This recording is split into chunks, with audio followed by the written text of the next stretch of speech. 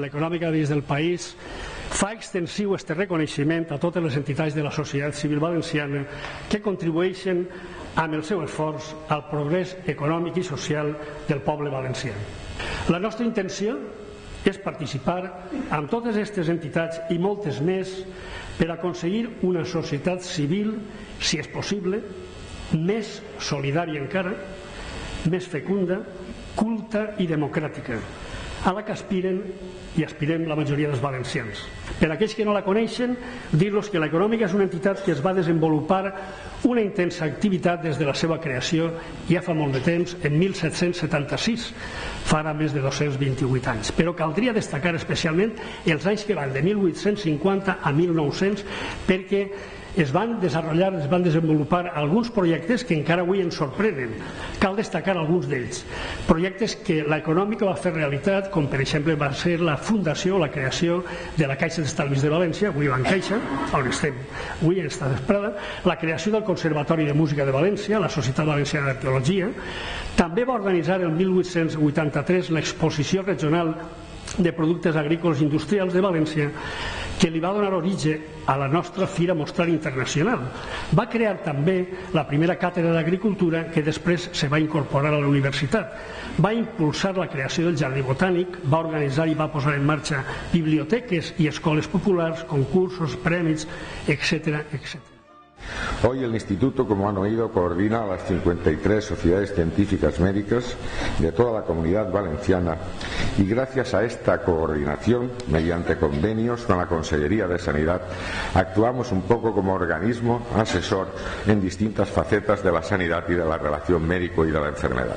Des del 1995, la Societat Coral El Micalet ha recolzat, i continuem fent-ho, la companyia de teatre Micalet en una tasca difícil però necessària, imprescindible si volem aconseguir el nivell i dignitat social que a la nostra llengua li pertoca.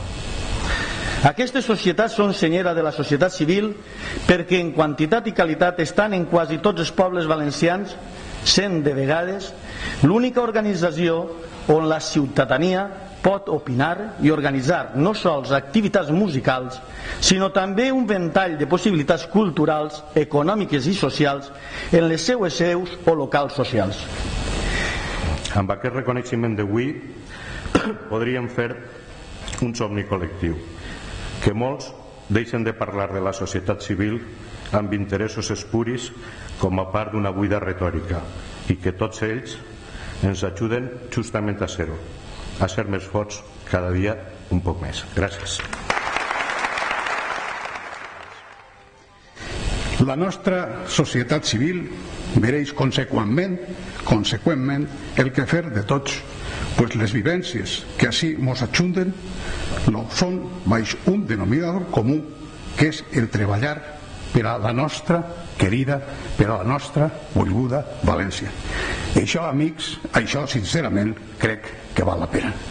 Quiero agradecer a la Real Sociedad Económica de Amigos del País de Valencia el reconocimiento que esta tarde nos ofrece a algunas de las entidades y organizaciones que formamos parte activa de la sociedad civil valenciana.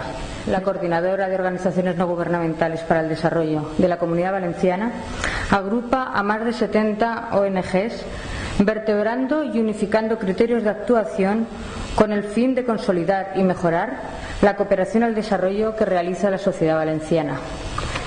I si això no és així, seguirem en la tasca fins que la veu de la política assumisca que els ciutadans són el que més pesa en els estats i que l'acció política, en tant que representació de tots, sempre ha de velar en favor dels més necessitats. Per acabar este acte, vull tenir un record i un agraïment express a tots els que han fet possible este acte tan emotiu i entranyable. No puc esmentar-los a tots, però sí puc dir-los amb tota seguretat que han prestat la seva col·laboració de forma desinteressada.